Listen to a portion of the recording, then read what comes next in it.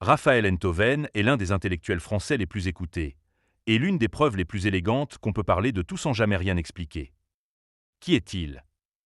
Raphaël Enthoven est philosophe de formation, chroniqueur, animateur d'émissions culturelles et figure récurrente du débat public français depuis 2 décennies. Il a animé Philosophie sur Arte, tenu des chroniques dans plusieurs grands médias et publié plusieurs essais, dont un roman à clé remarqué pour des raisons qui n'étaient pas toujours philosophiques.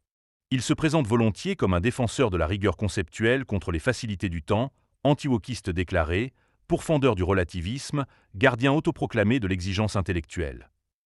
Le problème n'est pas qu'Enthoven soit superficiel. Le problème est plus intéressant. Il est profond en apparence grâce à des moyens qui ne sont pas ceux de la profondeur.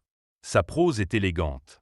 Ses antithèses sont ciselées, ses clausules inattendues, son rythme impeccable. Et c'est précisément là que réside le tour de passe-passe. Une période bien construite produit chez l'auditeur la sensation d'avoir suivi un raisonnement, là où il n'a fait que traverser une texture stylistique.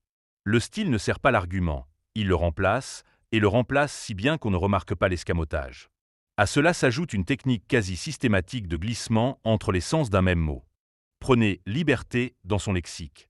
Il circule sans signaler les transitions entre liberté comme autonomie formelle, comme arrachement existentiel, comme condition de l'art, comme vertu morale. Chaque acception éclaire momentanément une facette, mais le passage de l'une à l'autre est présenté comme une progression argumentative alors qu'il n'est qu'une promenade dans l'arborescence connotative du terme. La richesse sémantique du mot est confondue avec la richesse de la pensée. Le défaut structurel d'Enthoven est d'expliquer les phénomènes collectifs par les états intérieurs des individus, et seulement par eux. Le ressentiment, le totalitarisme, le fanatisme, tout se ramène, chez lui, à une psychologie de la conscience mal négociée avec elle-même. La société disparaît au profit du miroir. Ce n'est pas de la psychologie sociale, c'est une psychologie intuitive amputée du social. Le scalpel est net, mais le champ opératoire est dramatiquement étroit. Ce rétrécissement vers le sujet individuel est d'autant plus pernicieux qu'il se donne les apparences de la rigueur. Enthoven reproche volontiers aux autres leur confusion, mais la précision qu'il leur oppose porte toujours sur les états intérieurs, jamais sur les processus que ces états présupposent ou reproduisent. Sous ce réductionnisme, on trouve un dualisme cartésien jamais examiné, simplement présent, comme la respiration. L'opposition entre la lettre et l'esprit, entre le corps contraint et la conscience libre, entre l'automatisme et la réflexion est mobilisée comme si elle allait de soi. Ce faisant, toutes les approches qui dissolvent cette frontière, neurosciences, sciences cognitives, systémisme, sont rendues impensables avant même d'avoir été considérées. Enfin, Enthoven pratique une phénoménologie qui ne dit pas son nom. Il décrit l'expérience subjective comme si cette description constituait une explication. Nommer le vécu avec élégance, c'est donner à sentir, ce n'est pas donner à comprendre. Et lorsqu'il convoque Proust ou Cioran pour illustrer son propos, c'est de la simple résonance. Le roman proustien fonctionne comme un réservoir d'exemples disponibles pour n'importe quelle thèse, ce qui est exactement l'inverse de l'usage probant d'un exemple.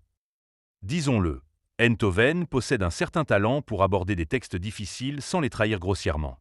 Sa lecture de Hegel ou de Schopenhauer en format court est souvent juste dans sa formulation. Il a introduit une exigence de clarté dans des espaces médiatiques qui en manquent. Ce n'est pas rien. Mais c'est de la médiation, pas de la production de connaissances. Raphaël Enthoven n'est pas un producteur de connaissances philosophiques. Il a compris, peut-être mieux que quiconque, que dans l'espace médiatique français, l'élégance tient lieu de preuve et la clausule inattendue tient lieu de conclusion. En ce sens, il n'est pas tant un penseur qu'un symptôme. Le symptôme d'une culture intellectuelle qui confond la beauté d'une formule avec la solidité d'un argument et qui prend le frisson de la reconnaissance pour l'effort de la compréhension. Si cette analyse vous a paru utile, partagez-la et dites-nous en commentaire quel intellectuel vous souhaitez voir examiner.